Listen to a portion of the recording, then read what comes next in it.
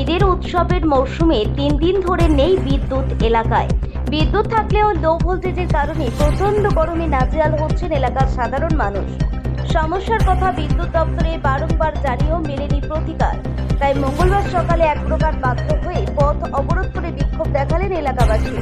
ঘটনাটি ঘটেছে মালদার মোথাবাড়ি থানার গঙ্গাপ্রসাদ অঞ্চলের ধুলাউড়ি এলাকায়।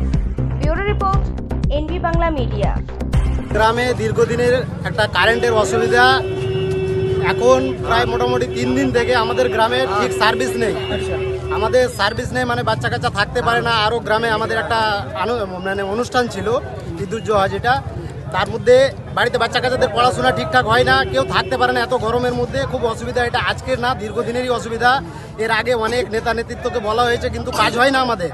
কতগুলো গ্রাম মিলিয়ে এটা মোটামুটি 500 থেকে 600 ঘরের আমরা জনগণ আছি, বসবাস করছি। আমাদের 2টো ট্রান্সমিটারের প্রয়োজন আছে।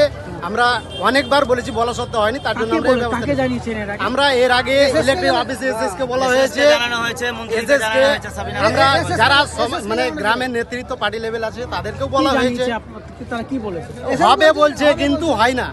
তার জন্য আমরা আশ্বাস দিচ্ছে, কিন্তু আমাদের কাজ হয় না। কি করেছেন আজকে আপনারা? আজকে আমরা আন্দোলন করছি, পথ অবরোধ করে, যেন আমাদের কাজটা হয়। আমরা যেন 2টো ট্রান্সমিটার পাই, আমাদের সার্ভিস যেন ভালো দেয়। তাহলে এরপর আমরা আরো হয়তো বড় আন্দোলনের ব্যবস্থা নেব। বৃহত্তম আন্দোলন। কি নাম আপনার? মোহাম্মদ সাইদুল্লাহ। মূলত সমস্যা কি বললেন?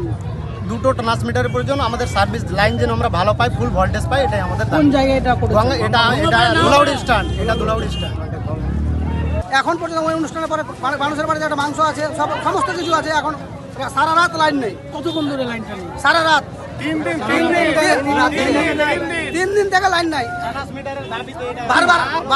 বারবার আমরা ফোন করছি, ট্রান্সমিটারের গল্প সবকিছু লিখিত দেওয়া হয়েছে। কি জানাচ্ছে তাদের পক্ষে?